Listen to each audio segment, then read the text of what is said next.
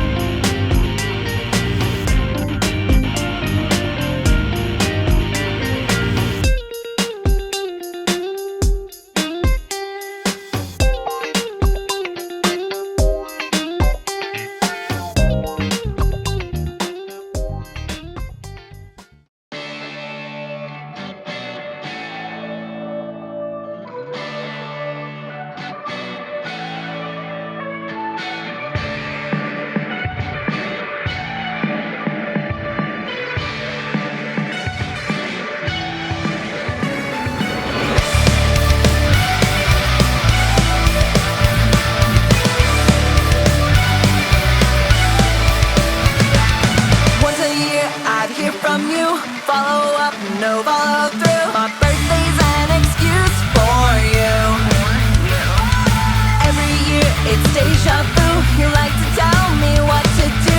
Want my cake and to eat it. Want to act like you need it. Well, I am Topanga. You're not a Cory. There's no cliffhanger. How it should be. Well, I am Topanga. You're not my Cory. Boy, never return. End of story. End of story. End of story. Been a year, no thought of you. And all the shit you put me through. Really thought I changed for you. Every birthday will be new. My voicemail I'll forward you to. Want your cake and to eat it. Want it, but I don't need it. I will never change. Take it or leave it. I will never change. Leave it. Well, I am Topanga. You're not a Cory. There's no cliffhanger. How it should be. Well, I am Topanga. You're not my Cory. Boy, never return. End of story. End of story. End of story. Hey, you need me now? Of course you do. Remember that time you forgot about me? Well, forget my number and you. Well, I am Topanga. You're not a Cory. There's no cliffhanger. How it should be. Well, I am Topanga. You're not a Cory. Boy, never return. End of story.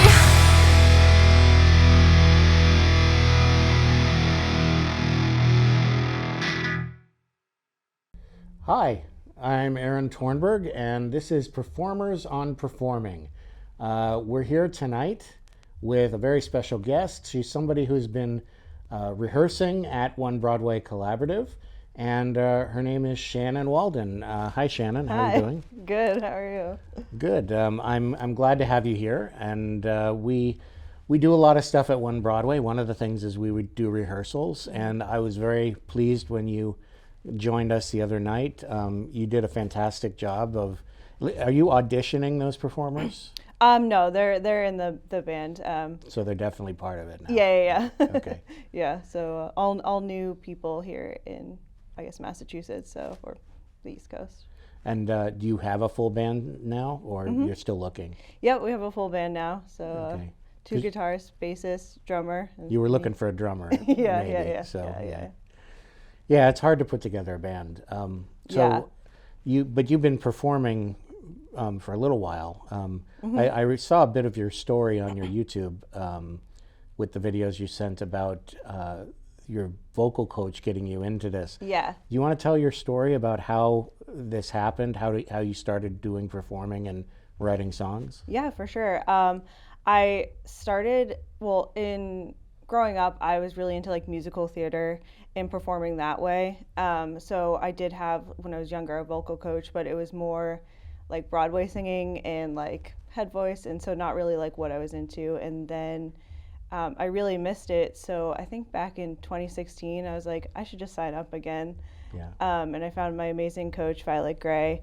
But when I sat down in her like, office, I was so scared. I like, was super quiet and nervous. Like I don't know. I was completely different than I am now. And she really helped me like get out of my shell. And then after a few years of being with her, she's like, let's try an open mic. And I was like, I don't know. And so I did an open mic. I sang like See a Song or something, and then I was hooked. Was that a cappella or? No, it was with a track. Oh, with a track. With a track, yeah. And she was like, during the pandemic, I was locked down in like a tiny shoebox in New York, nothing to do, like most of us. And she was like, we should start writing. Let's write some songs. And so that's kind of where it started for writing, and then, just slowly starting to perform those songs, and now, putting a full band together so that we can do, more gigs and touring and that kind of stuff. So you did musical theater though? When I was younger, yeah. So you didn't want to continue with that at all? I don't know. I just didn't in college. It kind of just like fell away, and then I do love theater and Broadway and stuff, and I do think that there is something inherently theatrical in pop punk music. My Chemical Romance or like Panic at the Disco. They're very theatrical, so I do think it helps, and it helps in your performance as well, with like emotion and stuff. But yeah, I don't know. I just kind of stopped. I don't know. I miss it. You miss the theater? Oh yeah, for sure. Well, there's lots of community theater you could still do. But, yeah. But there's only so many hours in the day, so. True. What do you think is your influence in music? Like, why did you suddenly want to sing from a young age? I mean, did you have a mentor or somebody early on? I don't know. When I was really, really young, I wanted to act. I really wanted to be an actor. And I think when you're a child actor, you kind of get pushed into like you have to dance, sing, and act.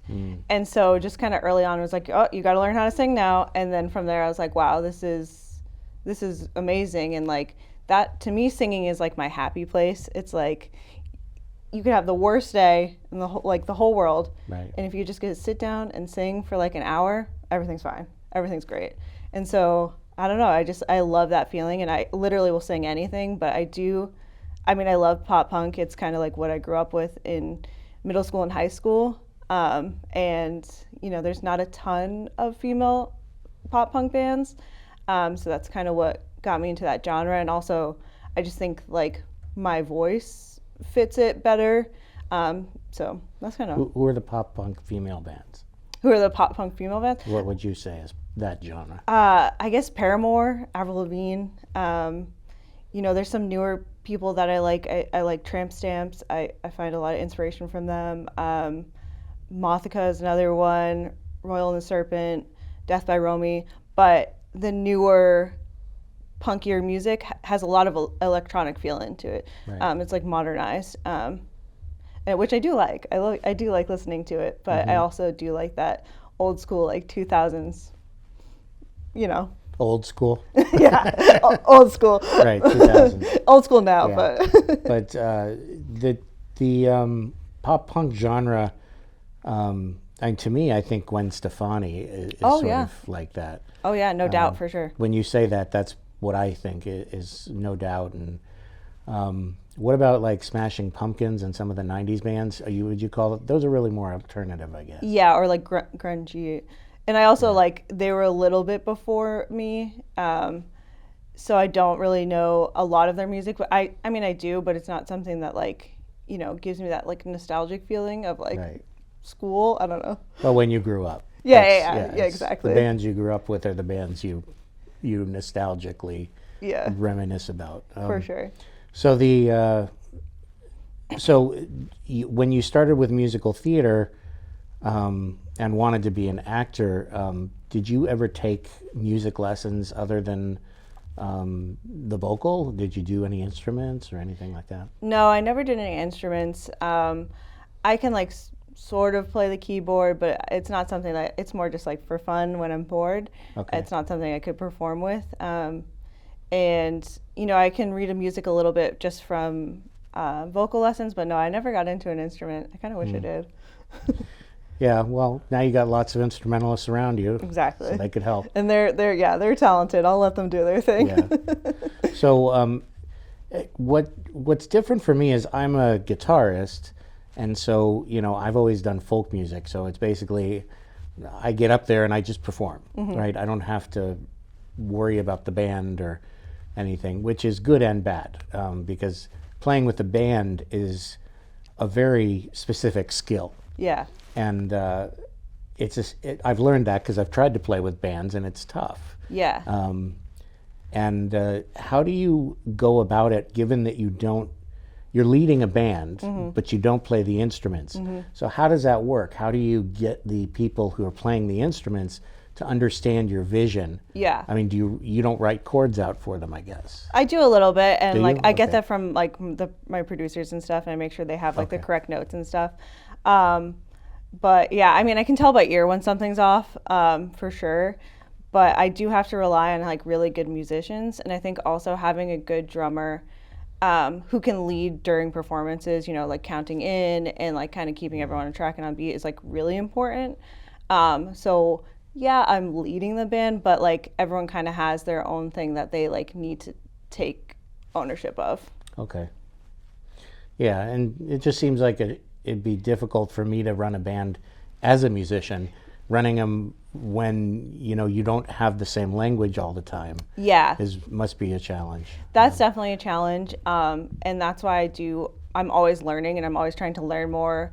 And like, you know, learning what key my song is in, so I can at least like, you know, tell them that or that kind of stuff. So I do try and learn more because there is a language barrier. But also recently, or some of the musicians that I've found also just learn by ear too, which kind of helps because Right. we both can, you know, I can hum it. They're like, oh yeah, okay. Yeah, I do play by ear mostly. Yeah. I mean, I do chords, and I have chord charts, but I don't read sheet music and play it usually. Yeah. I mean, I can very slowly over time, but yeah, I mean, it's a challenge to be able to do that.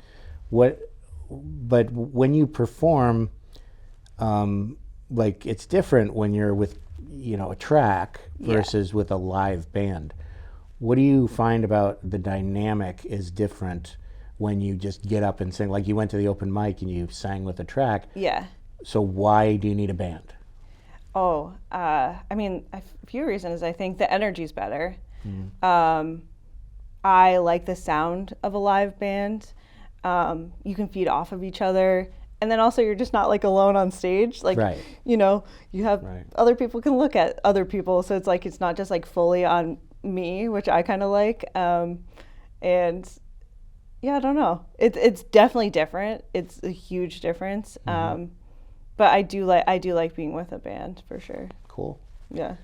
And you had a band in LA as well, or you said you use session musicians? Session music. I haven't had a permanent band until now. Okay.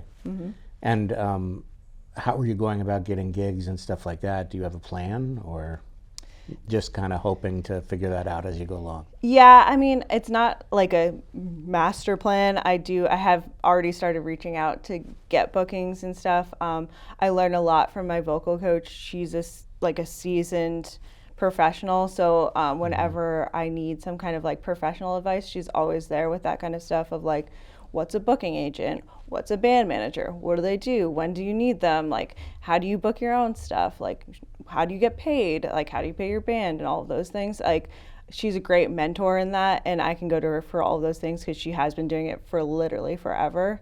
But yeah, I mean, as a small band that's just starting out, obviously I'm not going to have a booking agent. So for me, it's been a lot of like cold calling, going to places that I like, where I like, you know, other bands that I like, networking a little bit, that kind of way.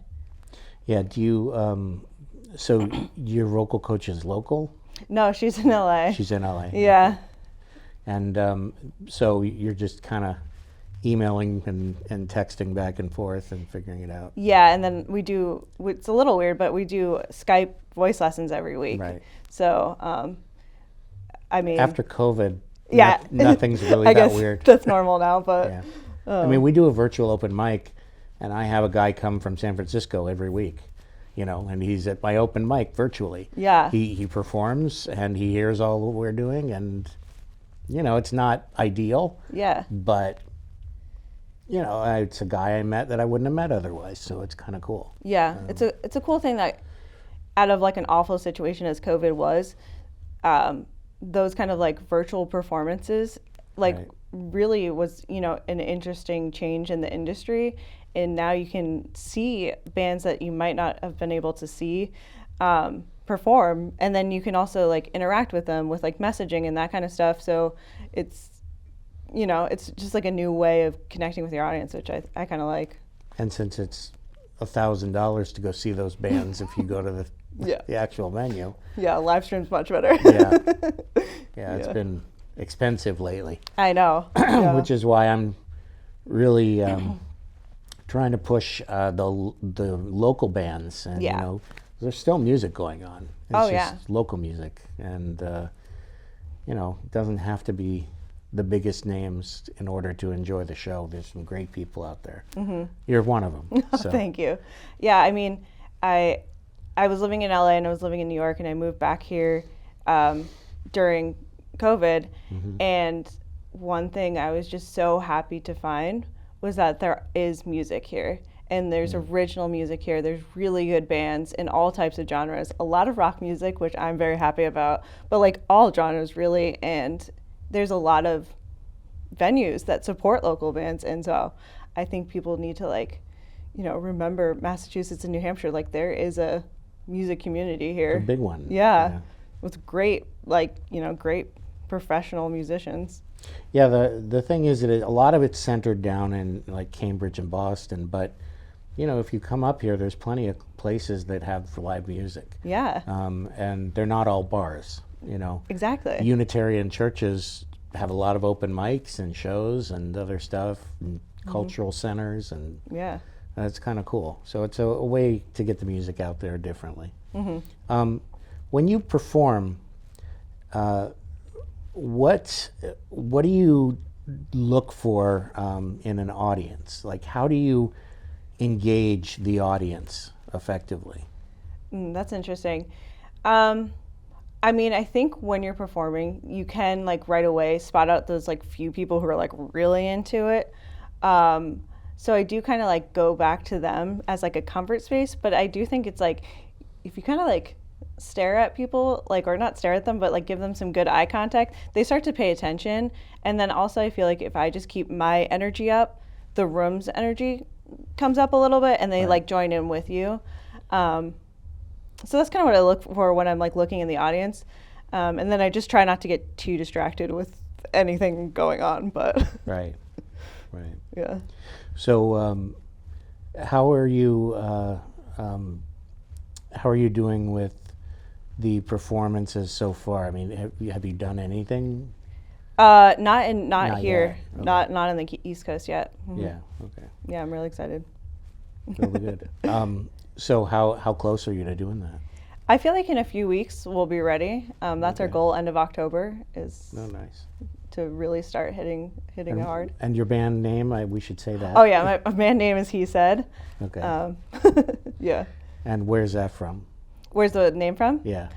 Well, I work in like a pretty male-dominated industry, and I've been working in it for a long time. And something that was really frustrating to me was that I felt like female voices and my voice was always being silenced and stifled. And I know that happens also in the music industry as well. And so I really wanted to create something where I could express my voice and like female voices. So I kind of took it from like, you know, the saying, he said, she said. And, you know, I feel like male voices are always heard first, like he said. So I'm taking back the he said. So, you know, it's like, let's listen to the women first for a change. I'll be the cool. he said. I like that. And did you do your own graphic or someone else? I had the idea, but I had an artist do it. I can't. Yeah. Yeah. Yeah, I don't draw. Either. Yeah. Yeah, it's so what kinds of things do you listen to when you are trying to be inspired? And Yeah. I mean, pop punk aside, we know that, but what else do you like? I mean, I also feel like I'm really inspired with like 2000s bubblegum pop. And that's like why I did a cover of Another Dumb Blonde. I love those like obscure pop songs that like people forget about, but then when you hear, it just like brings you joy. It's like just a fun, upbeat song. And so I kind of like mix that with like my punk listening and like put it all together, and then obviously throw in some like, Broadway songs, and really all genres I can listen to, hip hop, rap, anything really. Because I feel like you can pull inspiration from everywhere, and if I was only listening to like Sum 41, I don't want to sound like Sum 41. I want to sound like myself. So I like to be very diverse. Yeah, is your family living in Massachusetts now? In New Hampshire. In New Hampshire. Okay. Yeah, Yeah. I live in New Hampshire. Yeah. But so are they supportive? Do they come to your shows? And Oh yeah. or is that awkward? It's a little awkward, but they're like beyond supportive. Like they're my number one fans, and so and I think that's really important to have someone like that. I mean, it doesn't have to be your family, but just at least one person who's like rooting you on, because as you know, like sometimes to continue on, it can be a little bit difficult. You get into these ruts, or like, should I be doing this? Should I waste this time? And just, having that one person you can call up and they're like, no, keep going. We like it, is really A important. motivator. Yeah. It's always good. Yeah. So there's a lot going on at One Broadway, so I hope you're going to perform there at some point. Yeah. But what kinds of things do you like to go to in terms of a venue? Like, do you go out and do you try to find a place with a bar, without a bar? Yeah, I mean, I feel like I go to shows a lot. To me, the most important thing is the sound. Does it sound good? Like, I don't care if there's drinks or it's a no drinks or a small little venue or a huge thing. It has to sound good. Because some of the larger venues, you'll spend hundreds of dollars. You can't hear the band. It's like, that's why I'm here.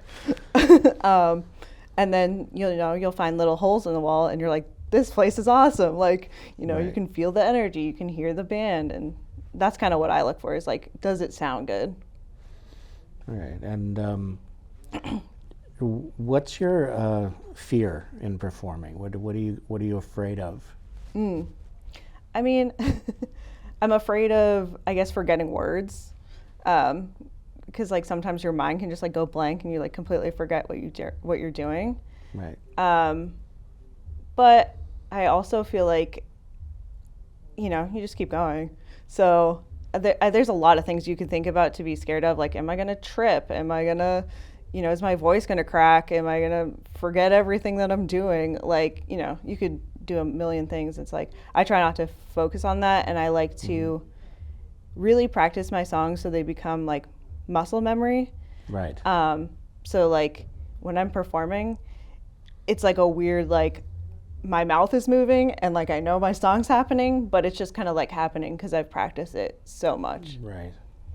Well, yeah, I mean, I find myself relying on the muscle memory part, and sometimes you space out. Yeah. And yeah. That's a big fear of mine, is what if I just, all of a sudden I'm like just zoning, I'm thinking about something I have to do later when I'm in the middle of a song, and it's like, oh, I shouldn't have been doing that because now I can't remember what I was doing, and Yeah.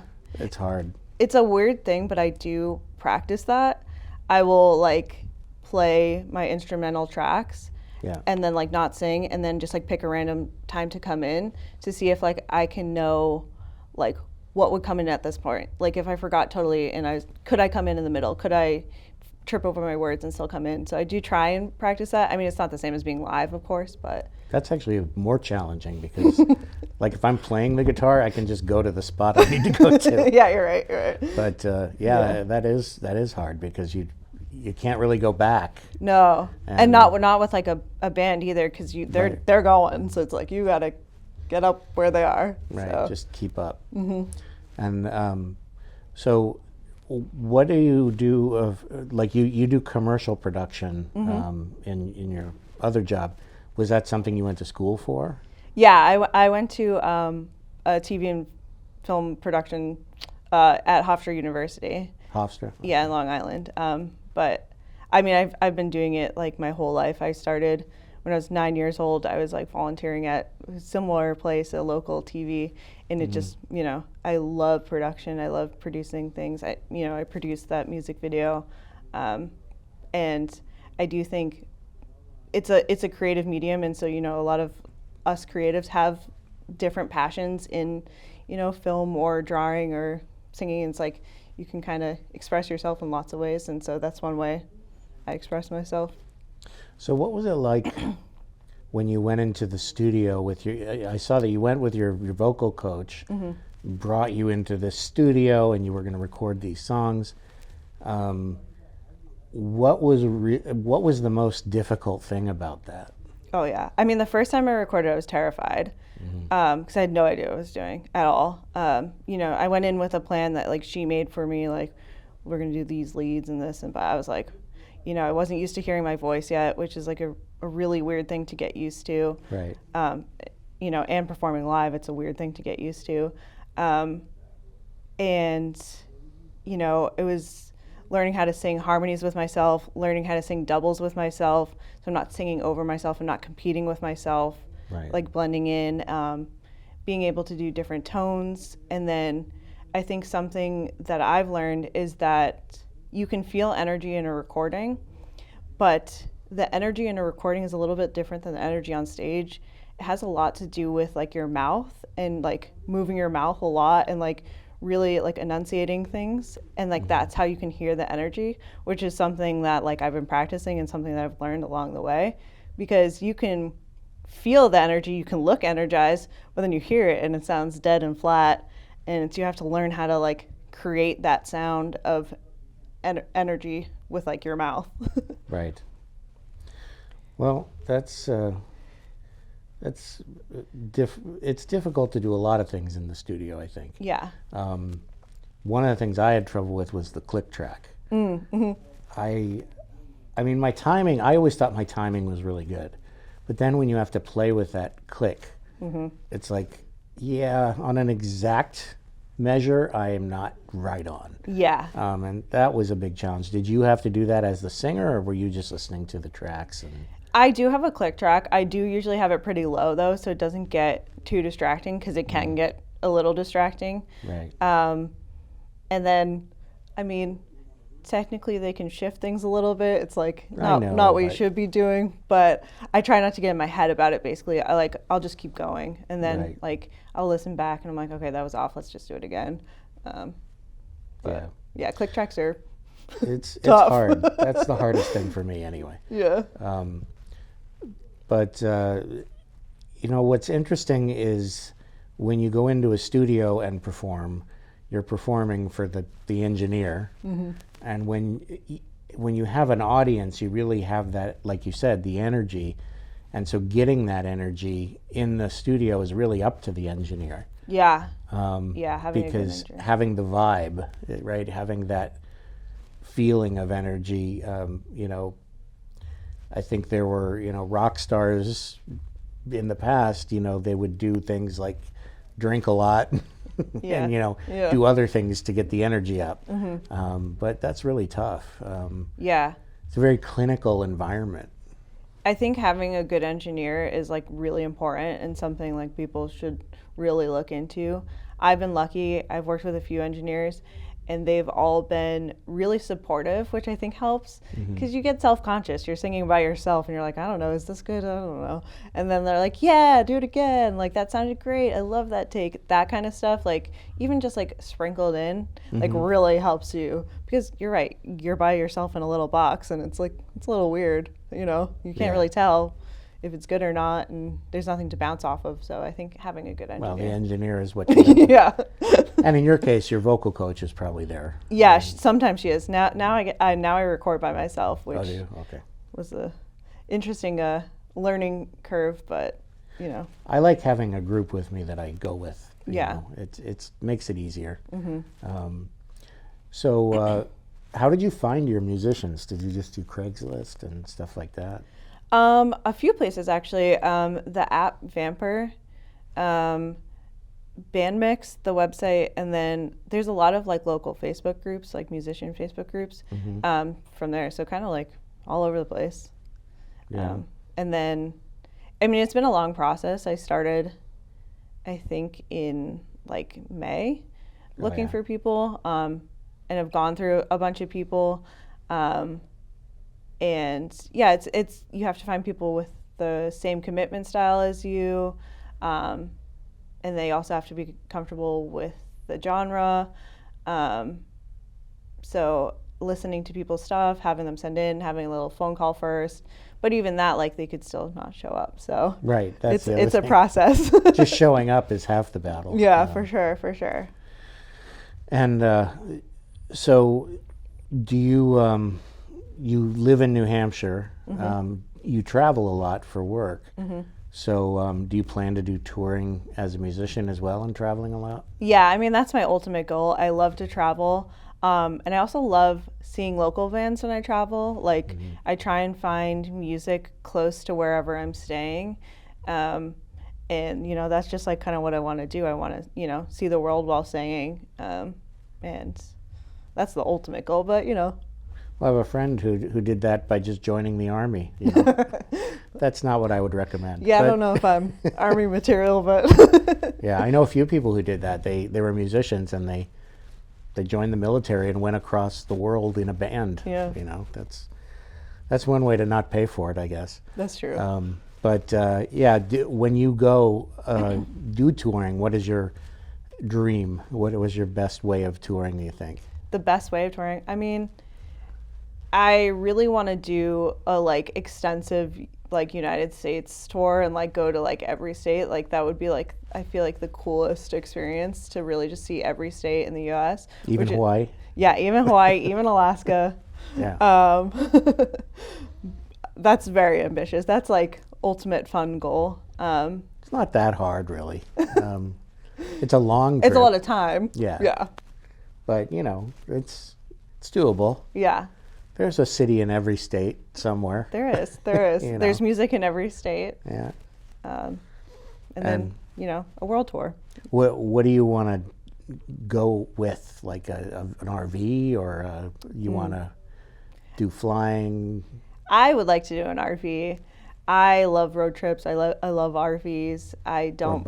Or buses. Yeah. I don't mind being in a little room on a bus. Like, I like that. I also feel like it's kind of a bonding experience.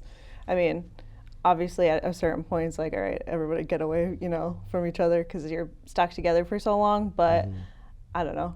I feel like flying's cheating a little. Well, yeah. Depends where you're going. Buddy Holly would disagree. Fair. Yeah. And who else? Jim Croce, I think, died in a plane crash too. Ugh. Some others. So, what's on your plate for the next little while once you get the performing going? I mean, how often are you writing songs? Yeah, I have two that are done.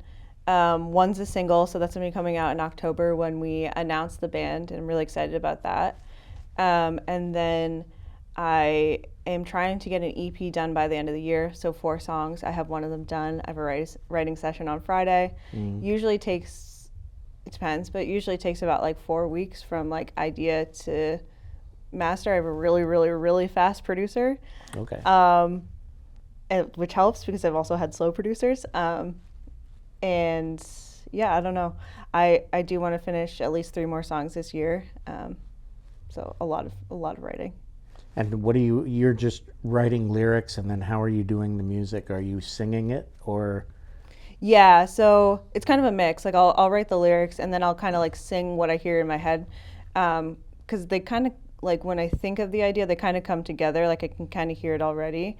So I'll sing it. I'll like voice record that. And then I'll send it to my vocal coach. We'll do like a writing session together, kind of flush it out, make sure like, all the right structures are there and things are technically correct, even though I like to kind of break the rules a little bit. Right. But, and then once that's kind of in like a demo stage, then I'll send it to a producer and he'll jazz it up and make it all nice. That's good. Yeah. Yeah. So your plans, you're looking at October for releasing a song. Mm-hmm. So are you looking at touring next year, or? Yeah, I want to. Hopefully by the spring, but we'll see. And do you get to keep your day job while you're doing that? Yeah. All of us actually in the band have pretty flexible jobs where we can either work remotely or take off like large chunks of time, which is kind of rare. But I don't know. It helps if you have a job like that if you're trying to, be a musician and tour. Yeah, I know somebody who's doing tech, and he and his wife travel cross country all the time in an RV, and they just work wherever they are. Yeah. They have this big fancy RV, and they have a satellite uplink to get internet wherever they are, and they manage. Yeah. But it's kind of cool to be able to do that. It's sort of a fun thing. Yeah. Are you have a significant other who might object to that, or? No, I don't. That helps too. Yeah, exactly. I'm by myself. I don't have pets because I travel all the time. So I really can just like up and leave because I have to for work all the time. So I'm already like set up to do that. Right. Well, that's good. Yeah. So the band, right now you have a drummer, guitarist, 2 guitarists and a bass player. and a bass player. No keyboards? No, we're going to put that into a track, all of the synth stuff just into the track and play it through. Okay. I don't want to add too many people. Right. Is it a challenge to do that live? I mean, are you the one doing it, or is somebody with you? The drummer is going to do it. So the drummer can... Yeah, so it'll be built in with like his click track and stuff, and he'll be the one executing the backing. That's talent. Yes, that is his talent. He has, I do not have, so I'm very lucky. That would be a challenge for me. Yeah, that's pretty cool. me too.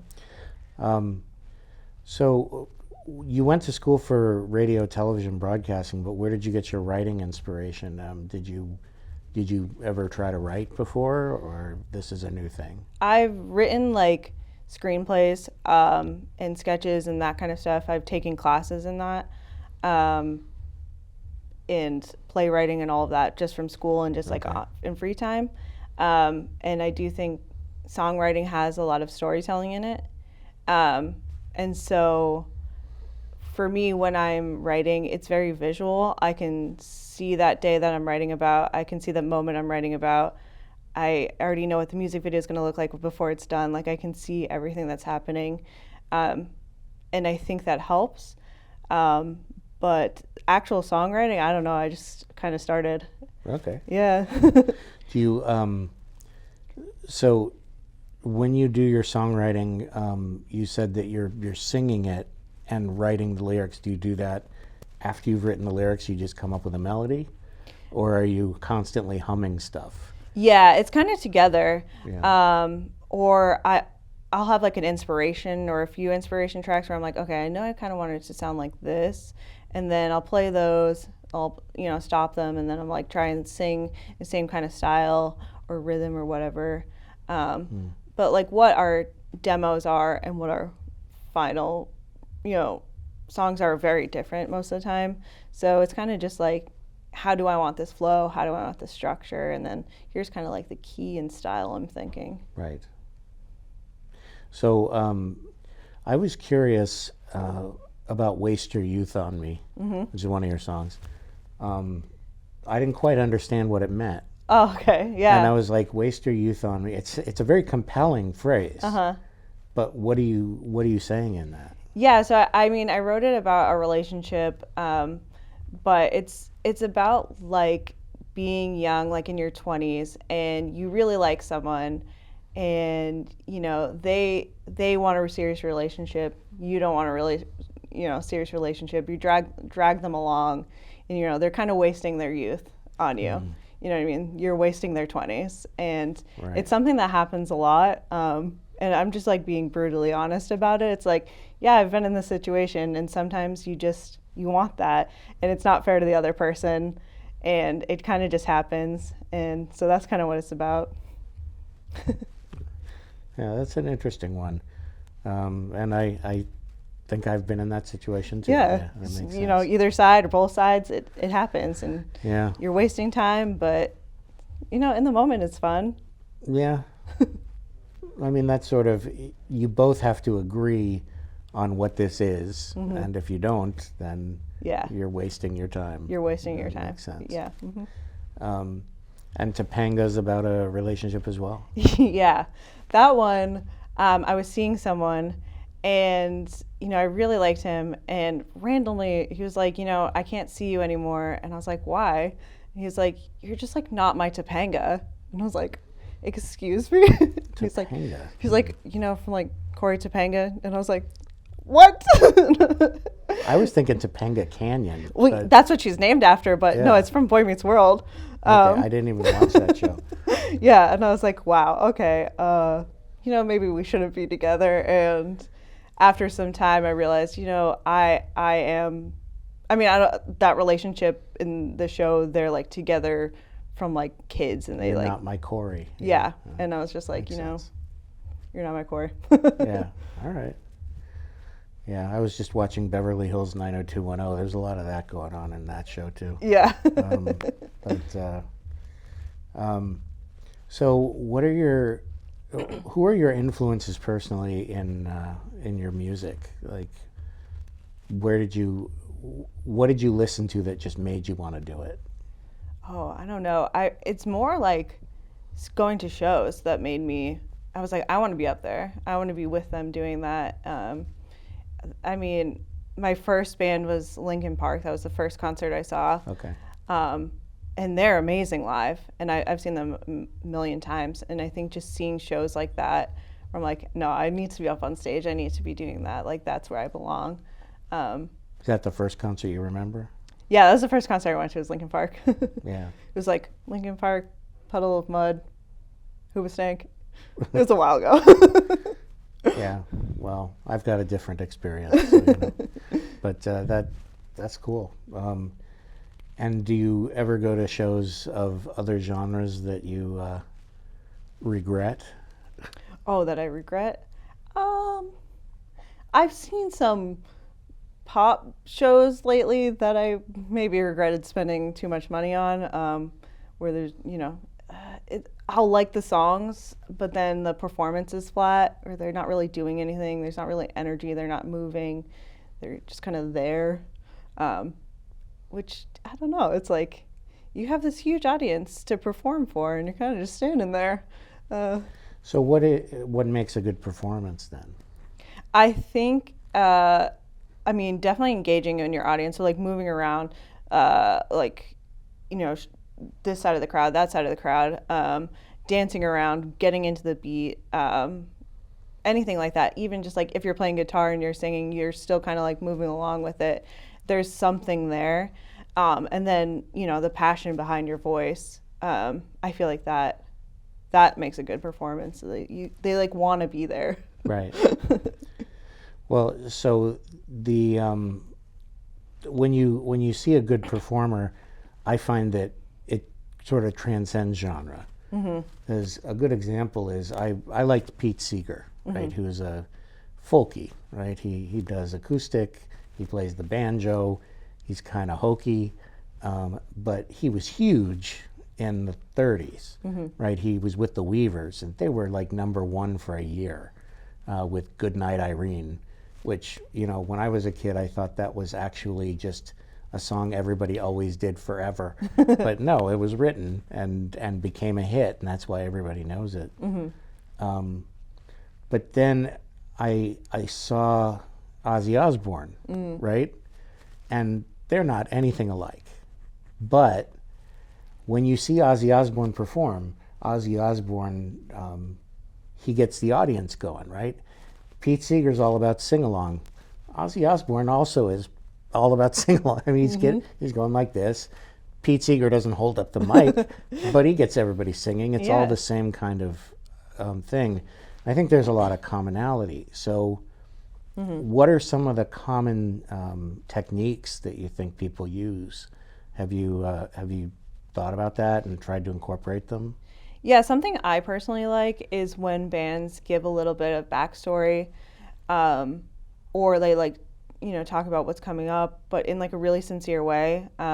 I saw Taking Back Sunday last year, and they did, they had a little speech about how they were so grateful to be still performing, and a little bit how they started, and it just made them like real people, and like it brought me in a lot more, and I was like, you know what, I'd see them again just for that alone. Right. So I think talking to your audience and like you were saying, having them like sing along and stuff like that, and like that kind of sets it apart.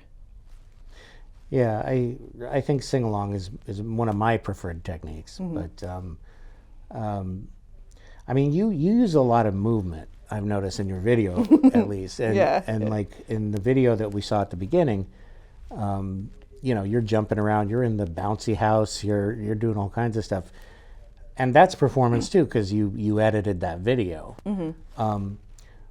Is that kind of editing engaging people the way that you would live? Yeah. And how does that translate? I mean, how do you do that? Yeah, I mean, doing it live is a lot harder for sure, because I was just lip syncing. So trying to build up that stamina of bouncing around, running around while singing. But to me, that's important. I like to move around. I like to bounce around. I like to dance to my music. I want other people dancing, and it's like, well, I'm going to start it, so you guys got to join in. Right. But it's a lot harder to do live, but I do think for me personally, it's important, and it's something I want as part of my performance and our band's performances. We're all moving around. We're jumping around. We're getting into it so that the crowd can join us. That's yeah, it's something I don't do well, the jumping part. It's hard. Yeah, because you're already expending a lot of energy just to sing. It's sort of, people don't realize until you do it that singing is an incredible amount of effort and energy. I'm exhausted after I sing a show. Yeah. Because even though you're not moving a whole lot, or some people are, but I'm not moving a whole lot, but even so, I get really tired when I'm done. I'm yawning constantly because I've been expelling air at this level that it's just very different. Yeah. I don't think people realize that air control is such a hard skill and exhausting skill. Right. Like, I mean, I could sit down and record for like 3 hours, and it's like I had a nap for the rest of the day, because it's exhausting to be like, their muscles, and it's hard work. So yeah, adding any kind of movement on top of that just brings it up a whole other level. And I'm not Britney Spears where I have to learn to dance or anything, because like I can't even imagine trying to do that. And I'm pretty sure she's not singing. But fair. Okay, bad example, but but there are people who do, like Mick Jagger. Yeah. He's doing both. Yeah. And he works out like a demon in order to be able to do that. Like he has to.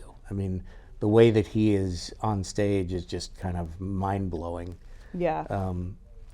The other one was James Brown. If you watch videos of him, watching those performances are pretty amazing. Yeah, his performances were really captivating. Yeah. Yeah. And Tina Turner, that's another one. I mean, yeah, she was really dancing around. Oh yeah, she's. I mean, some of that '80s stuff. I mean, she was a grandmother and she was doing that. It's difficult as you get older, especially. Yeah, for sure. So, it's fun though. That's the thing. That's why we do it. What's your favorite thing about performing? I like I like sharing my happy place with people. Like I said, like my happy place is singing, and if I can bring like a little bit of that happiness to even just like one person that connects with me in the crowd, then like it just is, it's so nice. And or if someone just connects to the song or doesn't connect to the song, they just like how it sounds, like to me that's so fulfilling, and it's something you can't really get anywhere else. Yeah, acting's a little different. Yeah, because you're not really engaging the same way when you act, because you're acting to a script. Yeah. Typically, and when you do that, you're limited by how much leeway you have. You have some, but not a whole lot. Yeah. Comedy is the other one that's really tough to do, because you have to engage the audience. There's no other way to do it. If they're not laughing, then you're not doing well. Yeah, that's terrifying. With music, you can be doing really well and people are just listening, and that's the way it works. But Yeah. so what are some words of wisdom you would give to other performers about how to do this and why? I think something that I wish I heard was you can start at any age. I feel like I'm technically old for starting in a music industry, but I don't think there is an age. Like if you have a passion for it, just start. Start anywhere really. Start taking lessons, start talking to other musicians, just start. And, maybe have a grand goal at the end, maybe not. But each little step, you'll get there. And it really is just about taking like little steps and not thinking too much into the future. It's just like, okay, the next thing, the next thing, the next thing. Right. But yeah, I wish someone told me that you can do anything at any age. You can. Yeah. I mean, I'm doing this now, and I'm older than you are. So. Yeah. But the whole joy of doing it is kind of, it's so exciting that it's addictive, and you just want to keep performing. Yeah. But when you have a bad performance, how do you get yourself out of that? Luckily, I haven't had one awful yet. I mean, I've had like weird things happen where like the mic wasn't working, Right. and I didn't realize like a good minute in. And so I don't know. I just like laugh. I'm like, oh no, the mic, and then like they fix it, and then I start over. I think laughing and brushing it off is really important, especially if you're trying to fix it mid-performance. You can't get mad. You can't be upset. Like you got people staring at you, so. Yeah, I don't know, a little bit of improv, just make it work. Right. And it's like, oh man, whatever. Did you do improv when you were? No, that but wasn't one of your things. I should have maybe, but it would Yeah. make things easier. But yeah, just kind of, I think just laughing it off. And then, I mean, something that you're taught in like theaters, like the show must go on. So you just got to keep going. You just got to power through. Right. Try not to like be sad about it till after. Yeah, it's disheartening, but it's then you have a good one, and that brings you up again. Yeah. So, what's your game plan for the rest of the year? You have you have 3 recorded, right? I have 5 recorded. 5 recorded. 3 released. Oh, 3 released, 5 recorded. So you have how many more to do this year? 2 more. All right, so you're almost there. Yeah. And are you recording locally here, or you're going to LA? In Manchester, actually. Oh, in Manchester. Yeah, the little studio. They're great. I'm glad I don't have to fly to LA every time. That would make things really hard. What's different about being in Massachusetts from being on the West Coast when you do this? It's more comfortable. There's a weird expectation to be a diva in LA. That is not me at all, and I never want to be like that. Here it's like cozy. It's like, everyone's friendly and comfortable, and they care, they actually care what you're saying or listening to you.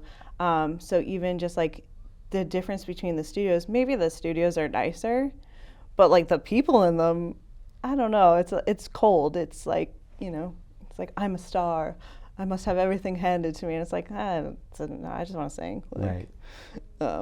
So I like recording here. I like performing here. I like the musicians here.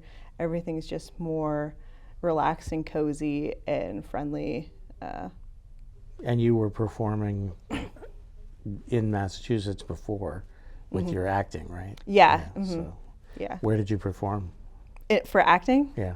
I did a lot of stuff at the Palace Theatre in Manchester, and then the Burlington Playhouse. I don't know, just like random theaters around Nashua. They have a theater there too. Yeah. What was your favorite show? Ooh, my favorite show I think was Little Shop of Horrors. It was my first one, and then I also got to do it again later. And it's just like a really fun show and a good It is a movie, good show, fun yeah. music. Yeah. What were you? I was like one of the like three girls. Oh, I forget what they're called, but the little Right. doo-wop-y girls. The doo-wop Yeah. trio. Yeah. Yeah. Whatever they're called. Yeah, that's a good one. Yeah. It's really fun. And do you ever see yourself being in a show again? I mean, I hope so. Like you said, though, it's a big time commitment, and it's a lot harder to do as an adult. You know, when you're a kid, you can just do it after school every day, and it's just part of your life. But fitting it into adult life is a little bit hard. But I do hope at some point I do another show. It's totally different from singing, performing, but it is also a very fun rush, and I do love it. So, What's your Instagram stuff so that we can get people to yeah. go to your page and your YouTube and all that other stuff? Everything is He Said Band. So we have a TikTok, Instagram, Facebook, Twitter, or X, I guess, YouTube, and then I have also He Said Shannon, or He Said _ Shannon on TikTok as well. Is where I do all like the behind the scenes stuff. So if you're interested in that, but yeah, He Said Band. And YouTube as well. That's yeah, He YouTube. Said Band. All right, cool. Yeah. Well, this has been a lot of fun. I think we'll watch your Topanga one more time great. at the end here, and then we'll finish it off. But this has been Performers on Performing. I'm Aaron Tornberg, and this has been Shannon Walden, who is from the band He Said. Well, she is the band He Said Band. And let's watch again Topanga, and we'll call it a night and see you next time.